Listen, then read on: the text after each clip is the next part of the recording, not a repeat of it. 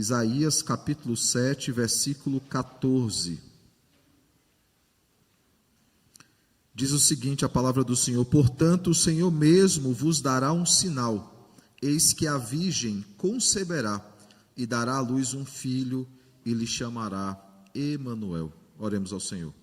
Santíssimo Deus, maravilhoso Pai, graças te damos, Deus, pela palavra que acabamos de ler, pelo texto bíblico que está diante de nós, não apenas esse versículo, mas todo o texto bíblico que nós iremos conhecer mais essa manhã, Pai. Pedimos que o Senhor fale aos nossos corações por intermédio desse texto, Pai, que o Senhor trate conosco mais uma vez, que o doce Santo Espírito, Divino Mestre, aclare as nossas mentes e que Cristo, profeta da igreja, nos ensine mais uma vez a respeito da Tua palavra, Pai, principalmente a respeito desse momento que marcou a história, quando o Verbo se encarnou e cumpriu aquilo que o Senhor havia prometido e, de fato, por meio do seu nascimento, da sua morte e da sua ressurreição, tivemos a vida eterna como povo escolhido, povo eleito, fomos comprados pelo sangue do Cordeiro. Que possamos, Pai, olhar para a Tua palavra, Senhor, com alegria em nossos corações, diante daquilo que já foi feito por nós na cruz do Calvário, mas também com a doce expectativa da volta do Cordeiro, quando Ele voltará para consumar todas as coisas. É no nome dEle que nós te oramos e também te agradecemos. Amém. Bom, no domingo passado nós olhamos então para a primeira promessa que foi feita a respeito do Cordeiro, né? A primeira promessa sobre o menino que encarnaria, quando nós olhamos para Gênesis 3,15, né? Chamado de proto-evangelho, ali é o coração do evangelho, onde o evangelho nasce para todos nós, quando é anunciado que o descendente da mulher pisaria a cabeça da serpente, e essa lhe feriria o calcanhar, referindo-se à humilhação e à exaltação de Cristo. E nós aprendemos então nesse texto a respeito da promessa do Redentor, a respeito do papel, da função do Redentor e a respeito da vitória do Redentor, e que nessa vitória nós temos vitória também. E nós vimos então, irmãos, que esse texto ele nos promete três coisas. A primeira delas, ela nos promete um Redentor. Esse Redentor que nasceu para morrer em nosso lugar, para que a morte morresse na morte de Cristo, para que a morte fosse completamente vencida e não tivesse mais nenhum poder sobre nós. Esse texto também nos promete, irmãos, além de um Redentor, ele nos promete a redenção, que refez a nossa comunhão com Deus, passou a redimir a criação e renovará todas as coisas nessa redenção, essa libertação do cativeiro, que ela não é apenas espiritual, ela é também física. Nós ainda sofremos, nós ainda padecemos com as consequências do pecado, nós ainda envelhecemos, nós ainda adoecemos, mas haverá um tempo, irmãos, que nem isso mais acontecerá conosco, quando finalmente estivermos livres, libertos de toda marca ou de toda consequência do pecado. Por fim, esse texto também nos promete, irmãos, um futuro glorioso, quando nos encontraremos com Cristo, né, nos ares, né, retornaremos ao jardim, né, a menção feita aí a Gênesis 3,15, né, nós retornaremos ao jardim e reinaremos eternamente com Ele. A pergunta que ficou para a nossa reflexão foi: nós cremos de fato na promessa, nessa promessa que nos foi feita em Gênesis 3,15 e que ecoa por toda a Escritura?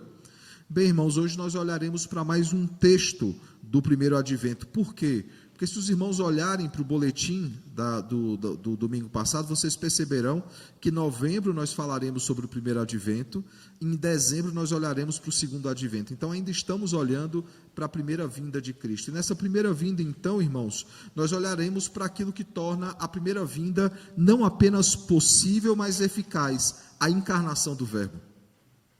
É interessante, algumas pessoas já me perguntaram, a igreja comemorou o Natal, ou sempre comemorou o Natal na história? Não. A igreja não guardava essa data inicialmente. Por quê? Porque não via-se necessário, entendia que todo domingo era o momento de celebrar a obra do Cordeiro. Mas houve um momento na história, irmãos, que a encarnação ela começou a ser muito discutida. Se vocês tiverem um dia o tempo necessário para olhar a história da igreja, vão perceber que a pessoa mais atacada da Trindade sempre foi o Filho. As heresias históricas, elas são normalmente cristológicas, ou seja, a respeito de Cristo. Por quê? Porque é difícil conceber a ideia de um Deus que se encarna, daquele que tem o universo nas suas mãos ser reduzido a uma criança no ventre de uma mulher. É difícil. É difícil você entender que esse menino, ele nasce sem pecado. É difícil você entender que esse menino, ele tem duas naturezas totalmente completas, verdadeiramente completas. Ele é verdadeiro homem e ele é verdadeiro Deus. Por isso, irmãos, a igreja por muito tempo não guardou, mas chegou um momento que foi necessário dizer o óbvio: esse menino, ele nasceu. Ele veio ao mundo para morrer pelos nossos pecados, mas para vir ao mundo ele tinha que nascer, ele não brotou do chão, senão ele não seria verdadeiro homem. Por isso, depois de um tempo, a igreja começa então a celebrar não apenas a morte e a ressurreição de Cristo, mas passa a celebrar também o seu nascimento. E hoje nós olhamos para uma das passagens mais conhecidas a respeito disso, e hoje nós falaremos sobre o descendente encarnado, né? Vimos no domingo passado o descendente prometido, hoje falaremos sobre o descendente encarnado. Permitam-me apenas dar um pano de fundo para o texto de hoje, para não parecer apenas um versículo solto e pronto, não. Há um contexto por trás. Em Isaías capítulo 7, abre dizendo o seguinte: sucedeu nos dias de Acais, filho de Jotão, filho de Uzias. Ele já abre apresentando em que dias eles estão. Isaías faz isso bastante. No capítulo 6 ele já havia falado no ano da morte do rei Uzias, eu vi o Senhor assentado no alto e sublime trono. Agora no capítulo 7, ele nos coloca em que reinado nós estamos. Por quê? E eu vou explicar essa manhã. Acais, o rei de Judá, ele reinou por 16 anos. Ele vai reinar aí em 736 até 720, alguns vão até colocar até 715, mas o fato é que ele reinou, ele era filho de Jotão, e consequentemente neto de Uzias, aquele que se tornou leproso. Essa menção, irmãos, é só para que todos lembrem que essa é a alcunha, é assim que Uzias passa a ser conhecido, por causa do pecado que ele cometeu contra o Senhor. Lembrando, irmãos, que no relato de Isaías 6, é exatamente na morte desse rei Uzias, e aí você vai ser colocado em 740 antes de Cristo, que é justamente o ano em que ele morre. E esse rei, o rei Uzias, ele teve um dos períodos mais prósperos da história de Israel. Ele avançou Israel em tecnologia como nunca se havia visto antes. Os instrumentos de guerra, as máquinas de guerra, a própria estrutura das cidades avançou muito tecnologicamente, de forma que ele seria um rei que facilmente seria lembrado na história como alguém que foi muito usado por Deus para que Judá ela se modernizasse, ficasse mais, entre aspas, tecnológica. O fato, irmãos, é que esse rei que trouxe prosperidade ao reino do sul, ele fez o que era reto diante do Senhor. Até que um dia, infelizmente, o seu coração ele sucumbiu ao pecado, à tentação, à arrogância de querer ser algo que ele não era. Em Judá, em Israel, haviam 3 ofícios, como os irmãos bem sabem. Havia o ofício sacerdotal, profético e o ofício real. E Deus propositalmente colocou uma barreira para que nenhum homem acumulasse os 3 ofícios. Somente os de Judá eram reis. Somente os de Levi eram levitas ou sacerdotes. E aí você tinha um ofício profético que caminhava nas tribos. Era possível alguém da tribo de Judá ser rei e profeta. Era possível alguém da tribo de Levi ser profeta e sacerdote, mas jamais teria os 3 ofícios. Pois belo dia, Uzias achou que poderia ter o ofício sacerdotal, e ele achou que poderia sacrificar ao Senhor. E ele então adentra no santo lugar, caminhando para os santos dos santos, para oferecer sacrifício ao Senhor, e o Senhor o castigou, trazendo sobre ele lepra. Isso foi em 750 a.C. Por 10 anos, ou seja, de 750 até 740, Uzias ele sofreu de lepra, e ele é enterrado, e na sua cova não é escrito tudo o que ele fez por Israel, ou quão temente ele foi a Deus por muito tempo da sua vida. Na sua cova foi escrito: este é o rei Uzias, ele é leproso. Por causa disso, irmãos, durante esse período, o seu filho Jotão, pai de Acais, ele passa então a reinar no seu lugar. Você consegue ver isso no relato de 2 Crônicas, capítulo 26, você verá então que Jotão, ele ascende ao trono e ele reina por 16 anos, de 750 até 734, ele foi o rei de Judá. Durante aproximadamente 2 anos, irmãos, houve uma corregência quando Jotão, já avançado em idades, ele compartilha o reinado, o trono, com seu filho Acais, isso por 2 anos. E em 736, Jotão, então, ele assume esse reinado, né, esse co-reinado com seu pai. Em 734, ele assume finalmente o reinado sozinho. E sobre Acais, irmãos, sabe o que nós lemos em 2 Crônicas, capítulo 28, verso 2 e verso 3? Que Acais fez o que era mal perante o Senhor. Normalmente nós havíamos 2 classificações de reis, né? Aquilo que fez o que era reto diante do Senhor e aquilo que fez o que era mal diante do Senhor. Acais fez o que era mal diante do Senhor. Ele fez Baalins, que eram ídolos destinados a Baal. Ele queimou incenso e ele queimou até mesmo seus próprios filhos, como infelizmente outros reis também haviam feito, mas normalmente reis do lado do norte da tribo do reino de Israel. Do reino de Judá nós temos poucos reis que abraçaram uma prática tão abominável, e infelizmente Acais foi um deles. Ou seja, irmãos, nos dias de Acais, Judá, o reino do sul, que normalmente andava em retidão diante do Senhor, ele passava por uma grande crise espiritual. Haviam problemas espirituais muito graves no reino de Judá, por isso Isaías profetizou contra eles. Mas não apenas questões espirituais, nós veremos também que haviam problemas políticos dentro de Judá. Os efraimitas, ou seja, aqueles que eram da tribo de Efraim, consequentemente fazendo parte do reino de Israel, o reino do norte, eles se aliaram com os sírios contra Judá. Veja aí o capítulo 1, a continuação do texto, o verso 1, capítulo 7, continuação do verso 1, né? Eu li até Uzias, né, rei de Judá. Veja aí que Rezim, rei da Síria, e Peca, filho de Remalias, rei de Israel, subiram a Jerusalém para pelejarem contra ela, porém não prevaleceram contra ela. Veja aí o verso 2, o sentimento, né, no coração de Jerusalém.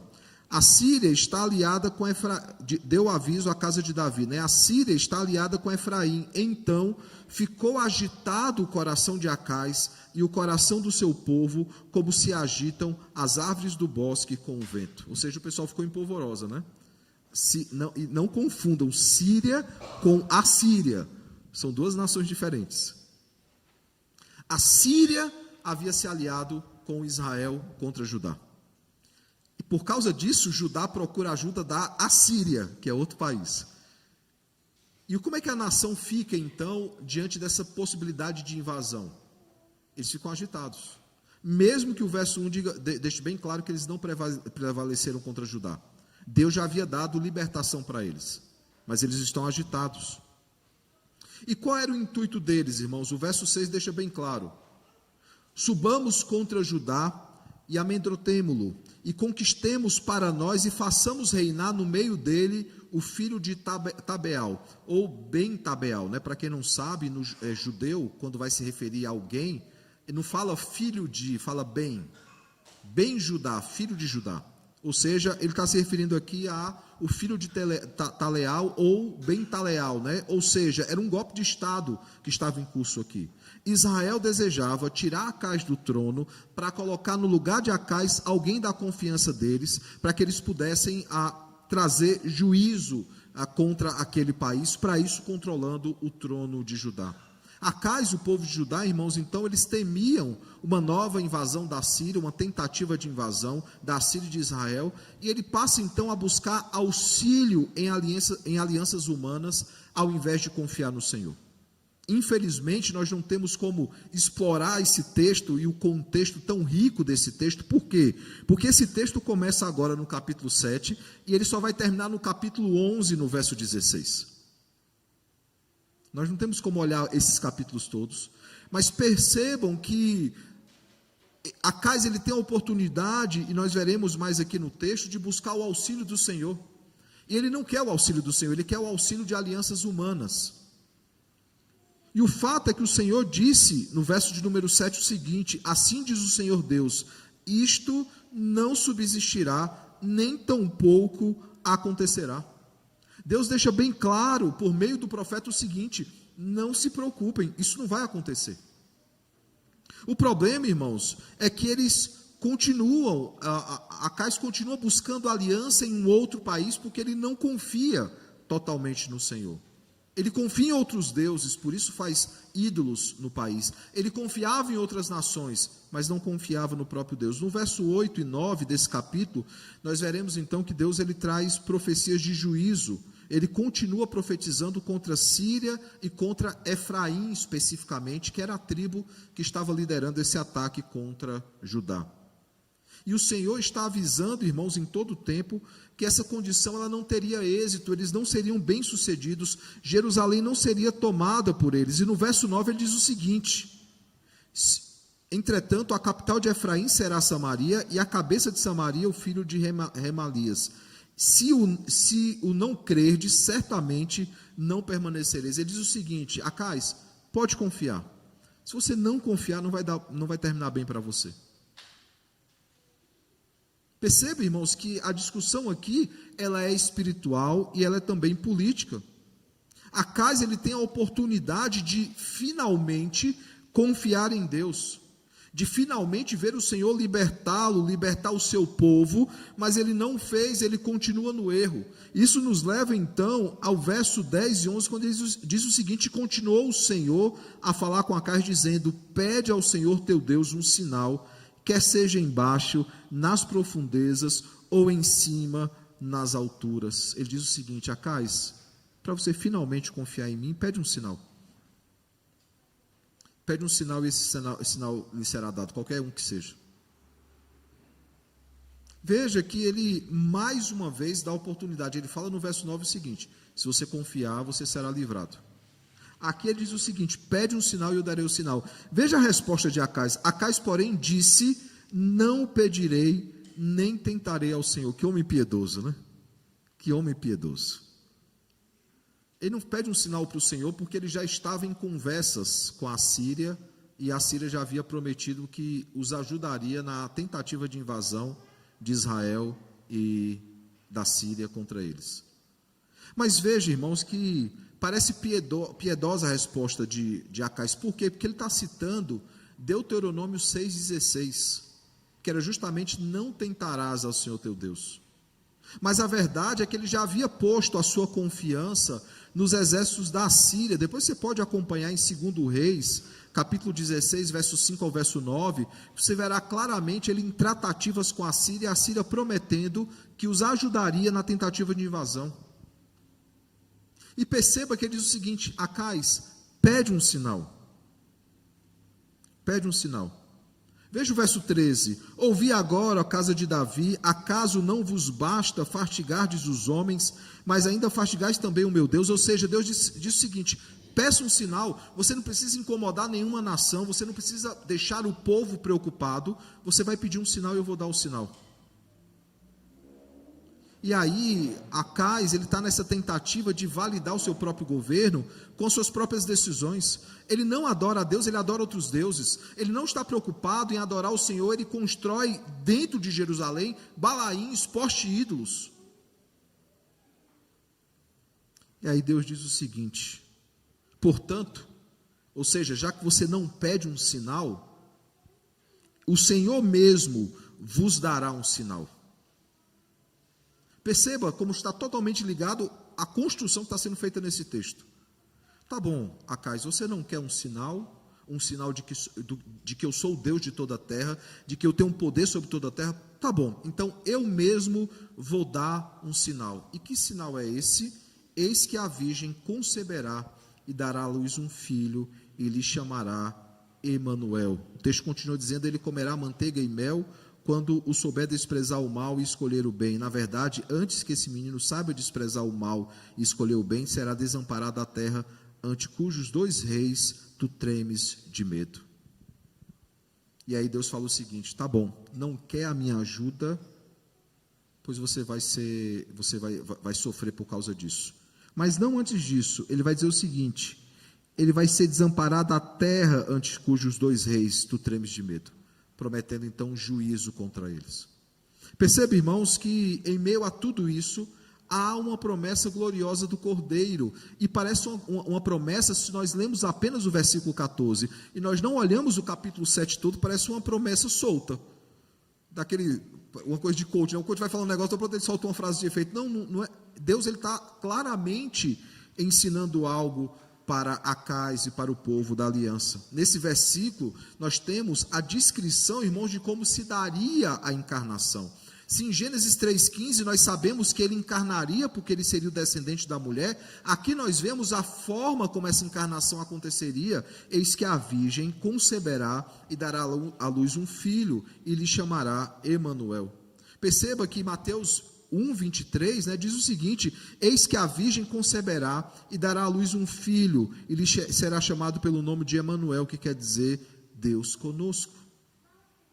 O autor, então, registrando ali as palavras do Senhor, por meio do anjo do Senhor, faz menção a uma profecia já estabelecida em Isaías, num contexto de crise espiritual, num contexto de crise política, parecendo que se referia a uma outra coisa. Quando nós finalmente percebemos que é um menino, e esse menino, nós veremos no próximo sermão, que será novamente mencionado em Isaías capítulo 9, e o governo estará sobre os seus ombros, ele será maravilhoso conselheiro, Deus forte, Pai da eternidade, príncipe da paz. Ele volta novamente ao menino. Por quê? Porque essa mensagem, ela vai até o capítulo 11, verso 16. E aí eu pergunto, por que essa profecia ela é dita dessa forma, colocada desse jeito nesse texto? Quais são as lições que Deus desejava ensinar ao povo da aliança e, consequentemente, ensinar a todos nós? O que é que nós podemos aprender? A primeira coisa, irmãos, que esse texto ele nos ensina é sobre o cuidado de Deus. Veja que em tempos de dificuldade, em tempos onde não restava esperança, onde o povo estava preocupado, onde o povo estava ansioso com a possível invasão, o texto diz que eles pareciam como árvores agitadas pelo vento, ou seja, eles estavam movimentados, eles estavam preocupados. Em dias como esse, nós precisamos confiar que Deus ele está conosco, que de fato ele é o Emanuel, ele está conosco, e ele nos preserva das adversidades da vida. Era isso que Acais deveria ter confiado. Era nisso que o povo de Judá deveria ter confiado. Que ele não deixa o seu povo, que ele não abandona o seu povo, ele não deixa o seu povo desamparado. Desde o Éden, irmãos, ele está no controle de tudo, providenciando todas as coisas. Esse sinal prometido a Acais não era uma fortaleza, não eram exércitos, mas um menino, o Deus conosco. Em outras palavras, ele está dizendo o seguinte: Acais, nenhuma batalha humana ela é possível. Vocês não conseguem resolver o problema de vocês mesmos. Já que você não quer um sinal, eu vou dar um sinal. Eu vou providenciar o conserto. Acais, ele recusou pedir um sinal. E ele finge piedade ali, ele quer passar por espiritual, mas ele fala aquilo porque ele confiava na Assíria, ele confiava em Baal, um Deus estranho, um Deus falso, ao invés de confiar no Senhor, na sua graça soberana.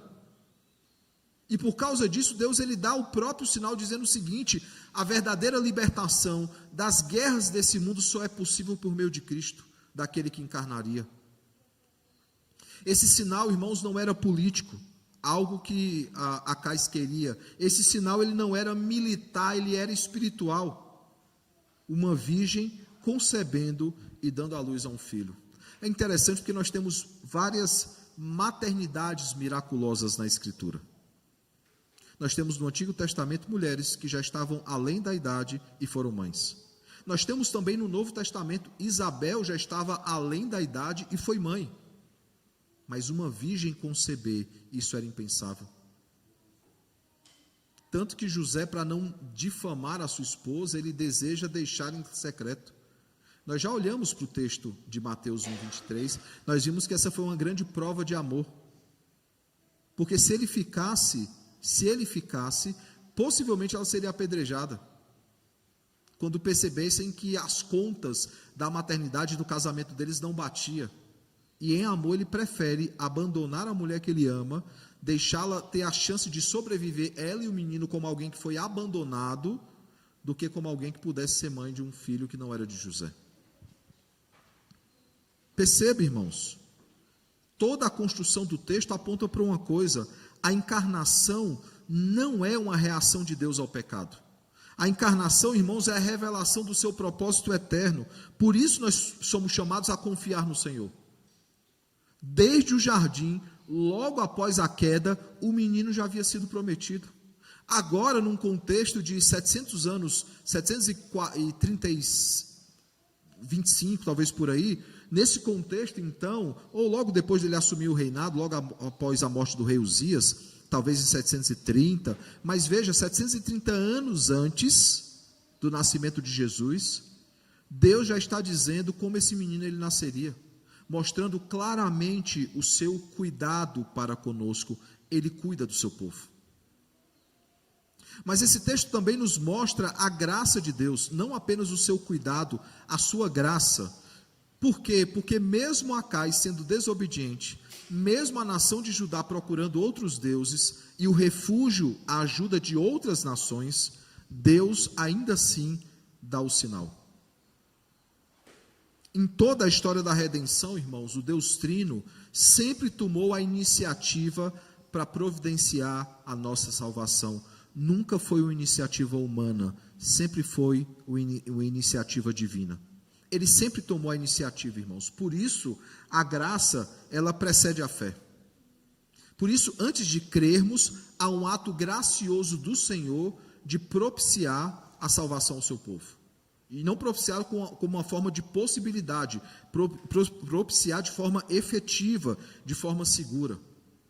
Esse sinal que ele disse que daria é a manifestação visível da aliança da graça que se cumpre plenamente na encarnação do Verbo, na encarnação de Cristo. Não existe, irmão, salvação sem a encarnação de Cristo, porque Cristo veio para morrer em nosso lugar.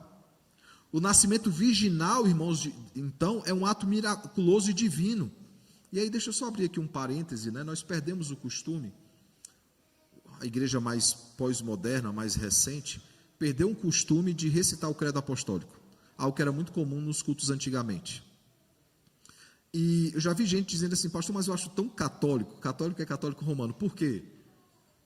Que diz, creio em Deus Pai Todo-Poderoso, Criador dos céus e da terra, e no seu Filho, que foi concebido da Virgem Maria. Pastor, Maria não era mais virgem depois, mas quando Jesus nasceu ela era.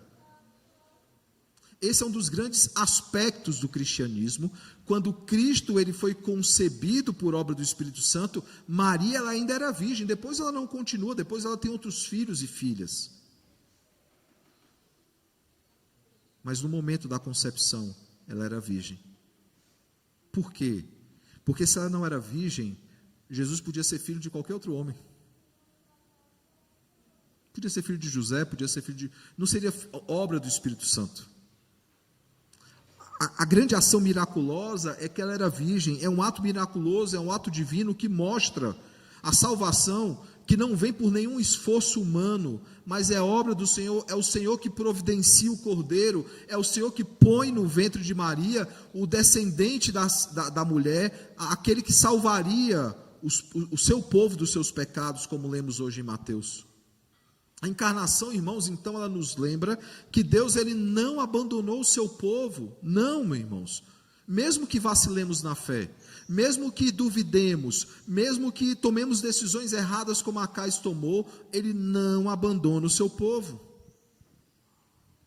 Em tempos, irmãos, de medo, em tempos de insegurança, esse sinal ele nos lembra que ele está conosco, não contra nós. Deus não está agindo contra o seu povo, Deus sempre age em favor do seu povo. Quando falhamos, irmãos, iremos falhar infelizmente, nós somos lembrados que a salvação não depende de nós, a salvação ela vem do Senhor.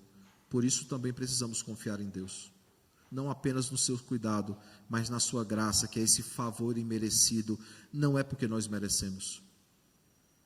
Romanos 5,8 nos diz que Deus prova o seu amor para conosco, tendo o fato de Cristo ter morrido na cruz, sendo nós ainda pecadores.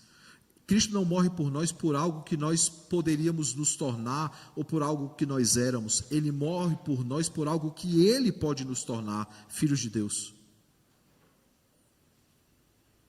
Mas há um terceiro aspecto no texto de hoje, irmãos. Esse texto não trata apenas do cuidado de Deus, da graça de Deus, ele trata também sobre a sua justiça. A justiça, ela se cumpre através do Filho que nasceu da Virgem. Nós vamos falar mais sobre isso no próximo sermão, quando olharmos para Isaías 9, versos 6 e 7. Mas a justiça de Deus se cumpre no nascimento do seu Filho. A sua justiça, ela se cumpre, ela é efetivada por causa da obra meritória de Cristo. E para que Ele pudesse morrer pelos nossos pecados, Ele precisava encarnar. Nós já explicamos a necessidade jurídica da morte de Cristo. Era necessário alguém que fosse Deus, porque o pecado foi contra Deus. Mas era necessário alguém que também fosse homem, porque foi o homem que pecou contra Deus. Por isso, alguém que é verdadeiro Deus e verdadeiro homem, é o substituto perfeito para assumir o nosso lugar. Os sumos sacerdotes, os sacerdotes de antes da antiga aliança, eles sacrificavam pelos seus pecados e pelos pecados do povo. Por isso, ano após ano, eles precisavam repetir o sacrifício. Mas Jesus, não tendo pecado, o justo pelos injustos, ele morre uma vez só, porque ele não tem pecados de si mesmo para expiar, logo o seu sacrifício ele é eficaz. Que homem poderia fazer isso, senão somente o Deus encarnado?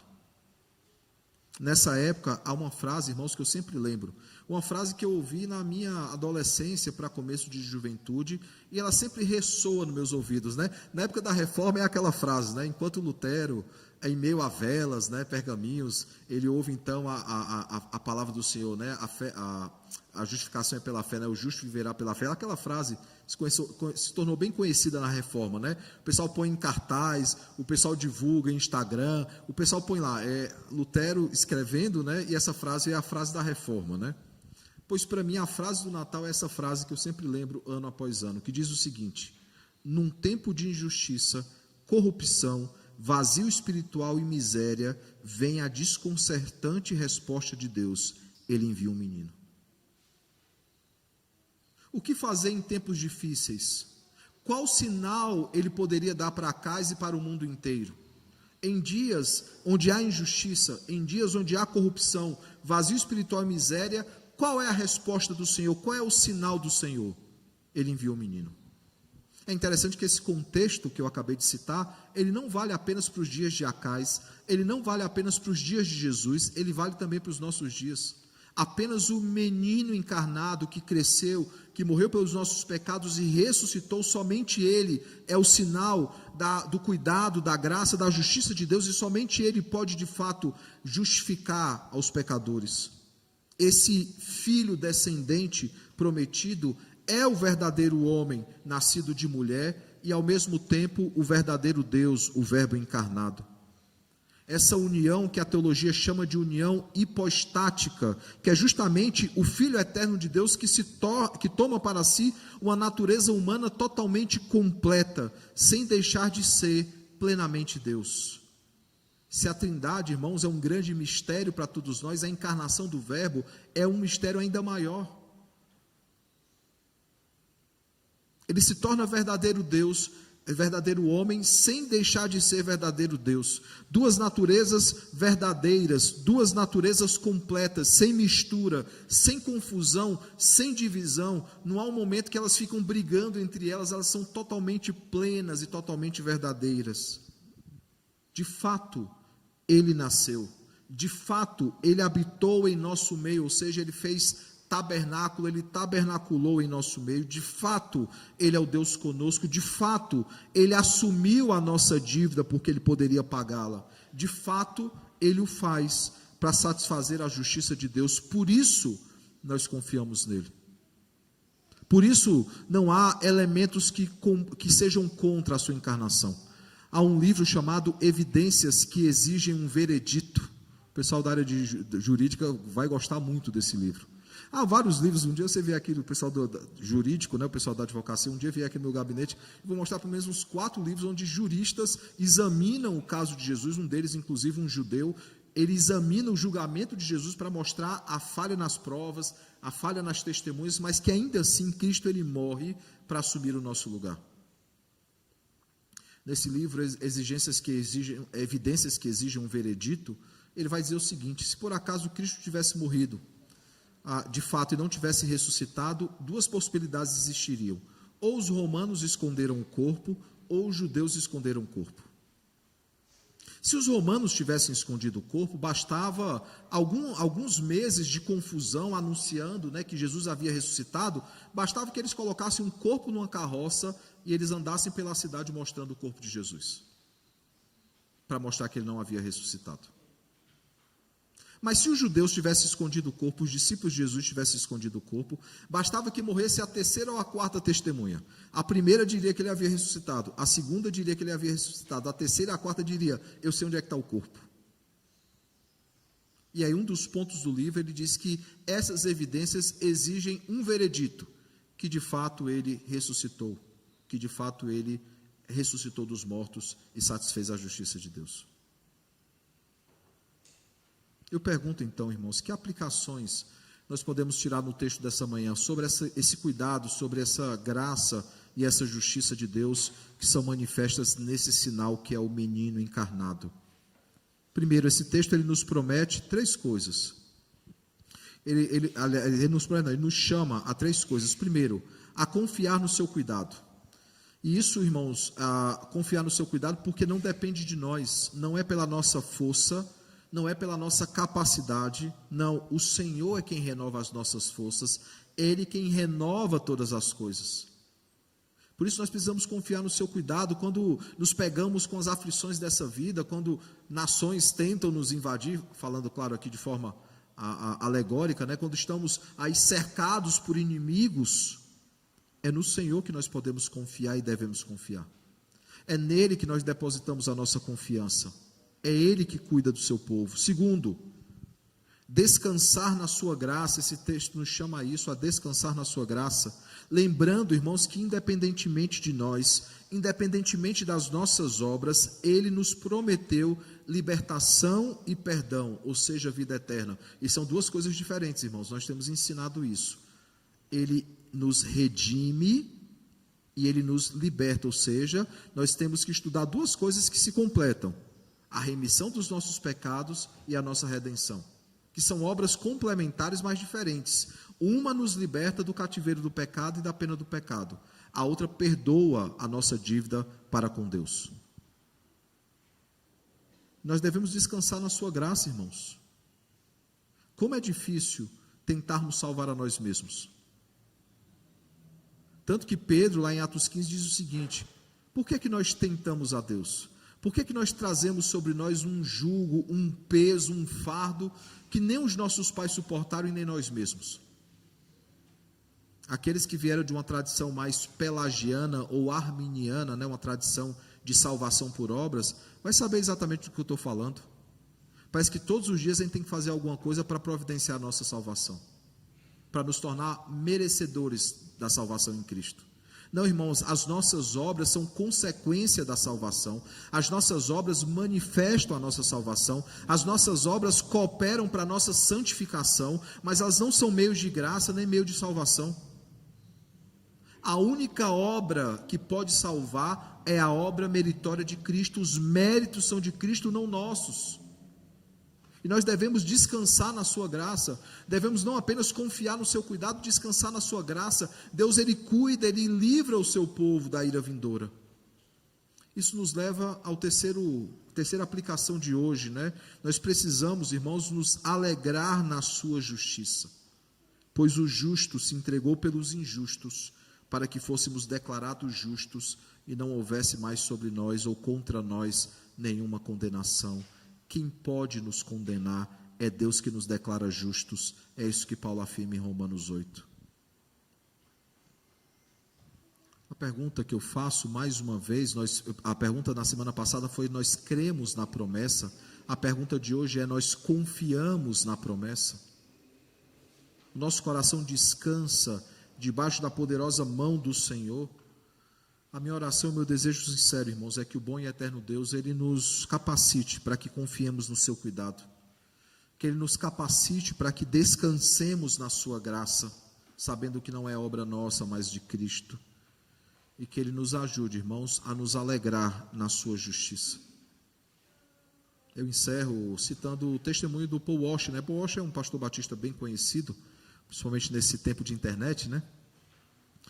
E o Paul Washer, ele contando sobre a conversão dele, eu já compartilhei aqui com os irmãos, mas há um momento que ele conta como é que foi a conversão dele. Ele foi achado num quarto de hotel, né, alcoolizado, ele havia vomitado a cama toda e estava lá no meio daquela poça, né, e ele foi achado pelo Senhor naquela cena lá.